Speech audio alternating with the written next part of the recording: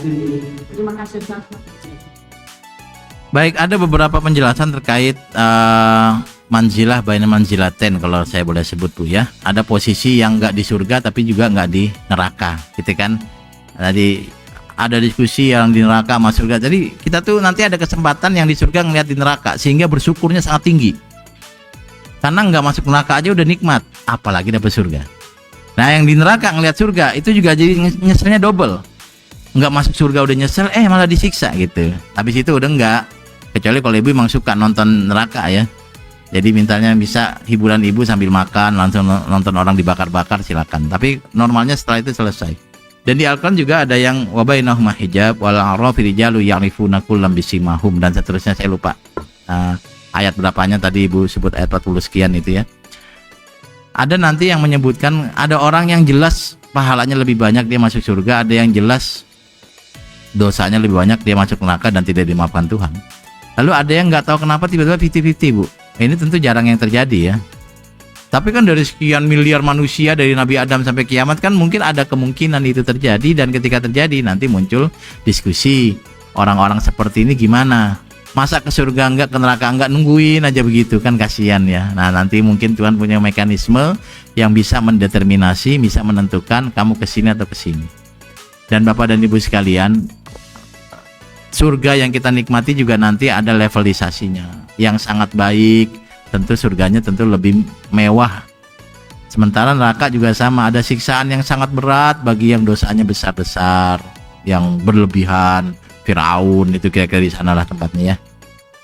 Tapi juga ada yang kita nggak bisa samakan antara orang yang jahatnya berlebihan sama jahatnya tidak sampai sejahat itu, misalnya kayak gitu. Nah nanti ada orang yang di posisi yang tadi kemari enggak. Nah jawaban saya yang saya pilih adalah Tuhan akan punya mekanisme untuk menentukan dia di mana. Caranya gimana? Itu urusan Tuhan. Di ayatnya nggak disebutkan, tapi kita mencoba menjelaskan. Muncullah nanti ada semacam kayak asesmen tambahan, ujian-ujian, sehingga bisa memberikan gambaran. Nanti ada yang model begini, ada orang yang disuruh masuk neraka oleh Allah. Ini ada riwayat begini Bu. Masuk ke neraka, ada yang masuk neraka dia. Ada yang nggak mau. Lalu yang masuk neraka ini justru dimasukin Allah ke surga. Ada riwayat begitu. Kenapa? Karena ternyata dia mau masuk ke neraka gara-gara saya dulu di dunia nggak taat sama Allah, sekarang masa disuruh lagi nggak taat lagi. Udahlah nggak apa-apa. Tapi yang nggak masuk, yang nggak mau masuk, ini dianggap di dunia nggak taat, di akhirat nggak taat. Nah, terus apakah dua-duanya dihukum atau tidak dihukum? Nanti Allah yang punya urusan. Kalau dalam konteks penafsiran, pendapatnya ada beberapa, ibu tinggal pilih. Tapi kalau pendapat saya, nanti Allah punya cara untuk mendeterminasi apakah dia ke surga atau ke neraka. Dan karena dia modalnya pas-pasan, ya tentu nggak akan selancar, seenak yang lain.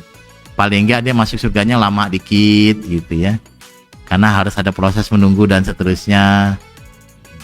Tapi jawaban saya, dari sekian banyak orang mungkin ada yang 50-50, timbangannya pas banget. Ibarat kata kalau ada orang memanah tuh ya biasanya cuma tepat kena sasaran, ada yang pas banget di titik yang dikehendaki gitu. Nah yang kayak gitu nanti ada cara tertentu yang Allah lakukan, yang Allah pilih, yang Allah akan jadikan cara menentukan ini ke sini atau ke sini. Ada caranya. Detailnya apa? Saya belum yakin dengan pilihan yang ada itu sebagai pilihan yang benar, karena memang ini belum terjadi. Tetapi jawaban-jawaban yang ada silakan dipilih. Kalau saya pribadi sih sebenarnya kayaknya sih orang yang di sini tuh nggak masuk nyangkut di sana tengah-tengah gitu ya. Kayaknya sih. Cuma nanti ada yang cepat ke surga, ada yang lebih cepat lagi gitu, ada yang pelan-pelan gitu. Yang penting masuk surga Bu. Bahkan kata sahabat, saya masuk surga ngesot juga nggak masalah lah. Kan Nabi bilang ada yang masuk surga secepat kilat, tres. Ada yang cepat, ada yang ngesot. Sahabat katakan, Nabi saya ngesot juga nggak apa-apa deh, yang penting jangan masuk neraka, katanya gitu ya. Kalau saya sih bilang ya kalau bisa jangan ngesot Bu ya, capek jalan kaki aja biasa normal kalau bisa. Ya syukur-syukur misalnya ibu pernah berkurban lalu dapat jatah kendaraan, lalu ibu mikir masa saya naik kambing Pak. Ya salah lagi pemahamannya ya. Ini kadang-kadang pemahaman orang tuh unik ya. Nanti kalau musim Idul Adha tuh ada aja orang yang nanya tuh, Ustadz kalau misalnya berkurban itu kan nanti hewan kurbannya jadi kendaraan kita.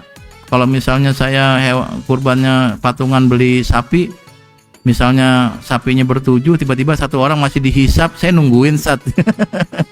Saya bilang sapi juga nggak kuat dinaikin 7 orang ya. Itu cuma gambaran nanti dia lebih nyaman masuk surganya, saya bilang.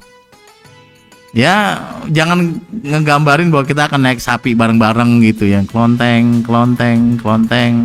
bukan.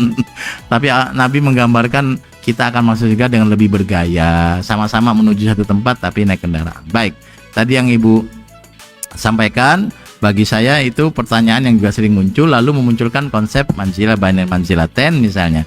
Ada posisi di antara surga neraka yang disebut A'raf tadi, dan apakah mereka ke surga neraka pasti Allah yang akan menentukan, dan caranya ada beberapa model ya. Tadi salah satunya disuruh lari ke neraka, kalau dia mau berarti dia taat, dia masuk surga. Ada yang lagi model yang lain, itu yang wallahu a'lam bishawab.